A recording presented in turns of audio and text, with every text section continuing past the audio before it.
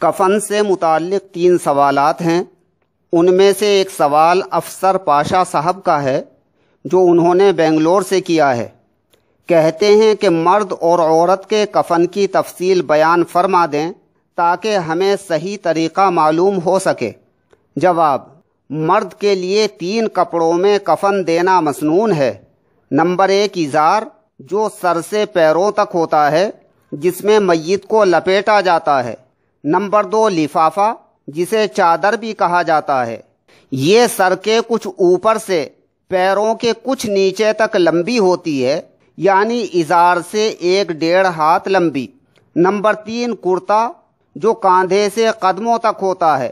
اس کا ایک حصہ میت کے اوپر ہوتا ہے اور دوسرا نیچے، اور اوپر کے حصے میں گریبان کو چاک کر لیا جاتا ہے تاکہ اس کو گردن میں پہنایا جا سکے۔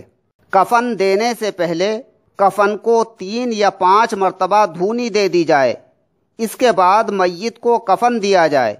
میت کو کفن دینے کا طریقہ یہ ہے کہ کسی چارپائی یا تختے وغیرہ پر پہلے لفافہ یعنی چادر کو بچھائیں، پھر ازار کو اور پھر کرتے کو۔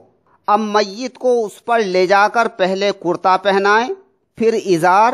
پہلے ازار کو بائیں طرف لپیٹ دیں، پھر چادر لپیٹ دیں۔ اس کے بعد ازار کو دائیں طرف لپیٹ دیں، پھر چادر لپیٹ دیں۔ اس طرح دایاں حصہ اوپر رہے گا۔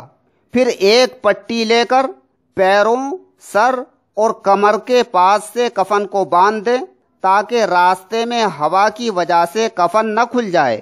اگر مرد کے کفن میں صرف 2 ہی کپڑے ہوں، یعنی ازار اور چادر، اور کرتا نہ ہو، تب بھی کافی ہے۔ البتہ صرف ایک کپڑے میں کفن دینا مکروہ ہے۔ عورت کے کفن میں 5 کپڑے مسنون ہیں۔ نمبر 1 ازار، نمبر 2 لفافہ یعنی چادر، نمبر 3 قمیص بغیر آستین اور کلی کی۔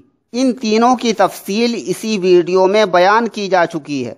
نمبر 4 سینہ بند، جو سینے سے لے کر رانوں تک ہوتا ہے۔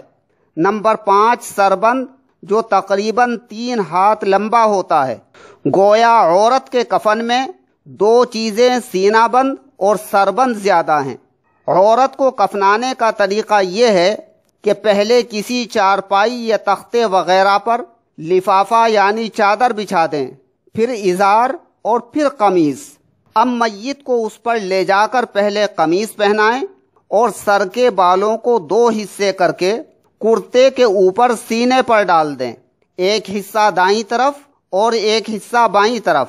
اس کے بعد سربند سر اور بالوں پر ڈال دیں، اس کو باندھنے کی ضرورت نہیں۔ پھر ازار لپیٹ دیں، پہلے بائیں طرف اور پھر دائیں طرف۔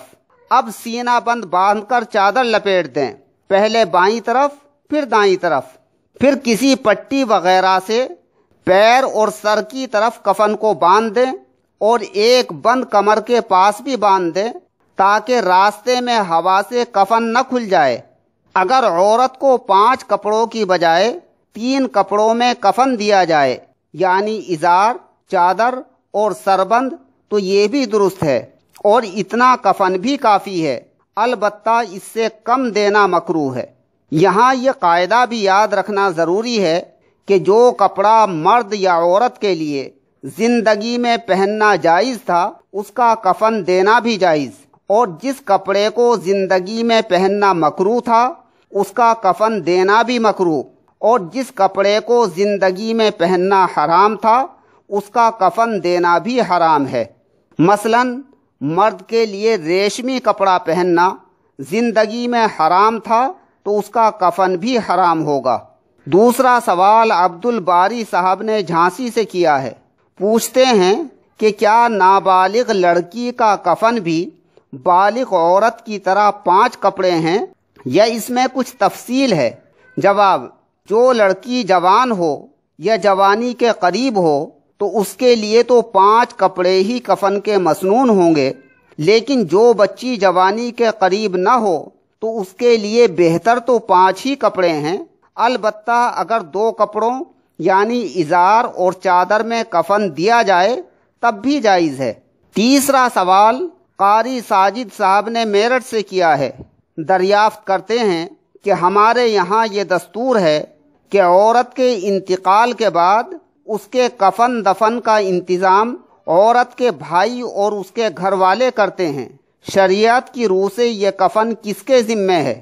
جواب: جس طرح عورت کا نان نفقہ اس کے شوہر کے ذمے ہے، اسی طرح کفن دفن کا انتظام بھی اس کے شوہر کے ذمے ہے، اور یہی مفتابی قول ہے۔